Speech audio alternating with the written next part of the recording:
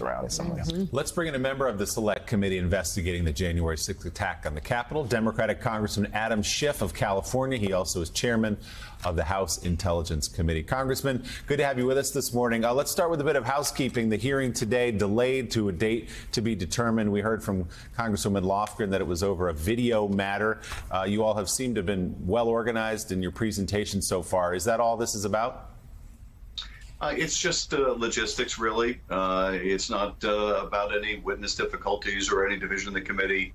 We're just trying to make sure that we proceed in the most orderly way, that we're, we have the most professional hearings possible.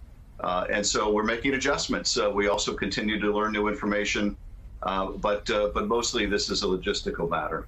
So let's look ahead to tomorrow's hearing then, as scheduled, which will focus on the pressure that was applied to then Vice President Pence in the lead up to January 6th and on the day of January 6th. What can people expect to see and hear that we don't know already? Well, while I can't get into too many of the specifics, like the hearings you've seen before, it will be a mix of things that the public knows, new information about the pressure campaign, potentially new images, new deposition testimony, interwoven in a way that tells the story. Because I think among the most important things we're doing in these hearings is we're showing how one thing related to another, how one pressure campaign related to another, how this effort built and built until there was this last-ditch effort to stop the counting on January 6th that led to violence. And the pressure campaign against the vice president is a very integral part of that. There are multiple lines of effort to overturn the election. Any one of them could have failed, which would have resulted in a real constitutional crisis. So you can expect to see stuff you haven't seen before, interwoven with things you have, but to tell the story in, I hope, a compelling way. Congressman Schiff, good morning. Jonathan Lemire. In the last hearing, we heard sort of the darkly, if dangerous, comical rantings of Rudy Giuliani. But earlier in the show, we talked a lot about the Department of Justice and the former president's efforts to use DOJ inappropriately in order to throw out election results, claim their investigations, and use that as an impetus to continue his hold on power. Talk to us about DOJ, because that's the subject of an upcoming hearing, but also just more broadly, what the committee has found about the former president's efforts to use the levers of government itself to try to stay in power.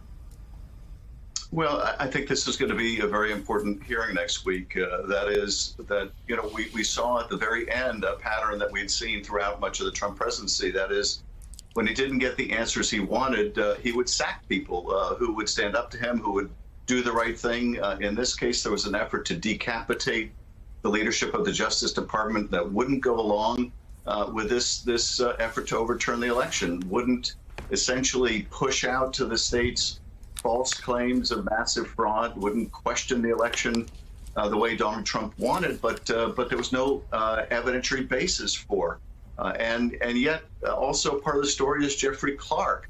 And there seems to be Jeffrey Clarks at multiple points in this plot, people willing to do anything to seize power, to hold power, to advance themselves with their career. So I think it's a really important part of the story. The Justice Department is supposed to stand for justice. And here there was an effort at the very top from the president on down to use that department to defy the interests of justice. Hey, Congressman, it's Sam Stein here. It strikes me that there's two parallel storylines going on right now around January 6th. One is the work that you and the rest of the committee are doing right now, and the second is happening across the country with the election of a lot of Republican candidates who believe the big lie, and not only that, have said that they would not have certified the 2020 elections. So I'm wondering, how is that informing the work you do? And also, do you think that you may have moved too slowly in getting this stuff out to the public, in that there are these people who are winning critical offices who will oversee the next election? Well, on the first point, I think it shows the enduring importance of the work we're doing, that the big lie didn't end on January 6th, that the big lie is promoted to this day, and therefore the parts of the hearings that we've been demonstrating where we show that it is a lie.